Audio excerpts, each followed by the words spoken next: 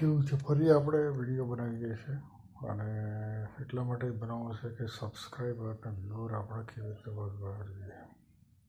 Video તો આપણે બનાવી નાખીએ છીએ પણ એની ક્વોલિટી પણ સારી હોવી જોઈએ, પ્રેઝન્ટેશન પણ સારું હોવું જોઈએ, સાથે સાથે ડ્રેસિંગ અને લોકેશન અને તમારી જગ્યાઓ ચેન્જ કરતા રહો. જેના કારણે યુટ્યુબને પણ ખબર પડે કે ભાઈ આ નવો વિડીયો છે. કારણ કે તમારી ચેનલમાં ટાઇટલ જે છે ઉપરનું અને બીજું જે આપણે ડિસ્ક્રિપ્શન ને બધું લખીએ છીએ એ બધું તમારું સેમ હોવું જોઈએ. કારણ કે યુટ્યુબને કેવી રીતે ખબર પડે કે આ તમારો જ વિડીયો છે.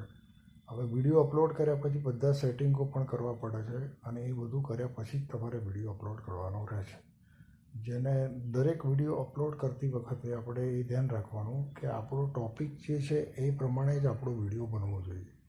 કારણ કે તમે ટૉપિકમાં બી ઘણા બધા ટૉપિક્સ સિલેક્ટ કરો અને એ પ્રમાણે તમારે એમાં જ્યારે આવે ત્યારે તમારો વિડીયો જોવામાં આવે અને લોકો જોયા પછી એને સબસ્ક્રાઈબ કરે.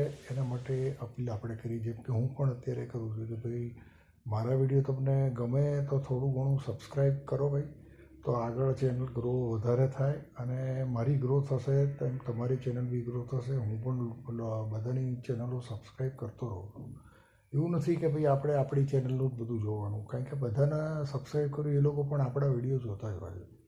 તો યુટ્યુબ દરેકને વિડીયો તો મોકલે જ છે પણ એને સબસ્ક્રાઈબ કરવા માટે આપણે દરેક જગ્યાએ આપણે સારું પ્રેઝન્ટેશન, સારું આપણું બિહેવિયર બી હોવું જરૂરી છે યુટ્યુબ માટે. કારણ કે યુટ્યુબ બધું જ ધ્યાન રાખે છે. યુટ્યુબને બધી જ ખબર પડે છે કે કયો વિડીયો ક્યાં મૂકવો.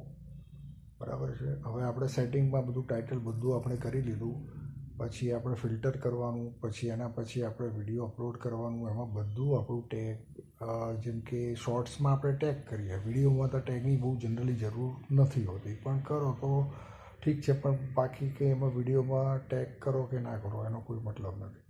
પણ ટાઇટલ ને ડિસ્ક્રિપ્શન ખાસ હોવું જોઈએ, પ્લસ સેટિંગ હોમ ટેબનું હોવું જોઈએ. એ બધા પછી કર્યા પછી તમારા બધા સેટિંગ કર્યા પછી વિડીયો આપણા એવા સરસ હોવા જોઈએ કે જેથી લોકો જુએ અને લોકોને જોવાનો આનંદ થાય કે ભાઈ મારા સબસ્ક્રાઈબર મારી ચેનલ ગ્રો કેવી રીતે કરવી. તો ચેનલ ગ્રો કરવા માટે તમારે બધું જ કરવું તો પડશે.